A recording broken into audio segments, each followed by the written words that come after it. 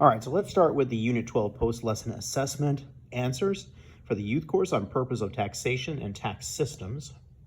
First of all, what are taxes? Taxes are essentially what a government or other authority requires citizens to pay to them. What are the three, I say theoretical, purposes of taxes? When it's going well, they will, number one, fund public programs. Something I'm not a huge fan of, but that's just me, is wealth redistribution to welfare-based programs. And the third, again, I'm not very much a fan of this either, and I'm really not a fan of it, is to regulate spending. In other words, control what you buy and what you don't buy. So how do you measure tax cost? Well, there's two ways to do it.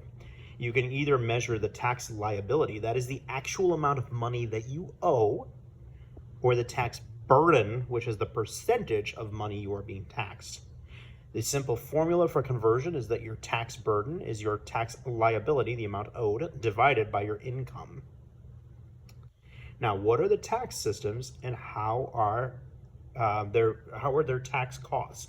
In other words, what effects do they have? The first system is regressive taxes. That suggests that the tax liability, the actual amount owed, is fixed and it's the same for everyone. This means that rich, poor, they are all paying the same dollar amount.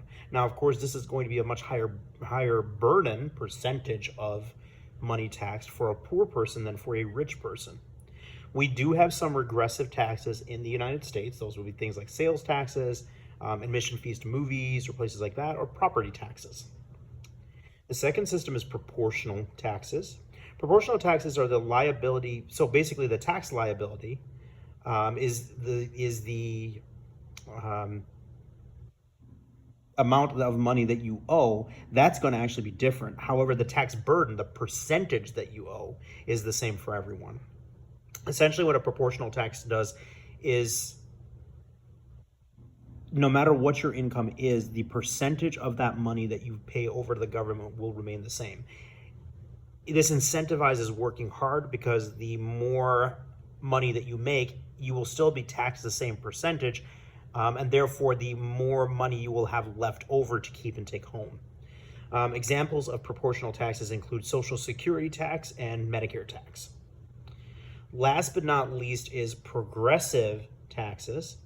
And this is a tiered system wherein the tax burden, that is the percentage of money taxed, increases by a fixed percentage as your income, your total amount of money that you take home, with adjustments, which we will see in today's lecture series, increases. So as your income level increases, your tax burden, the percentage you're taxed, increases. There are a lot of schools of thought that suggest that this disincentivizes hard work because as you make more money, you're going to be taxed more for said extra money that you made. Now, progressive taxes include basically income tax. So that will be things like earned income, interest income, and rental income. When you take a look at America as a whole, we are considered to be a progressive tax nation because our bulk tax, the biggest tax that we have, is the income tax. And that is the earned interest and rental incomes.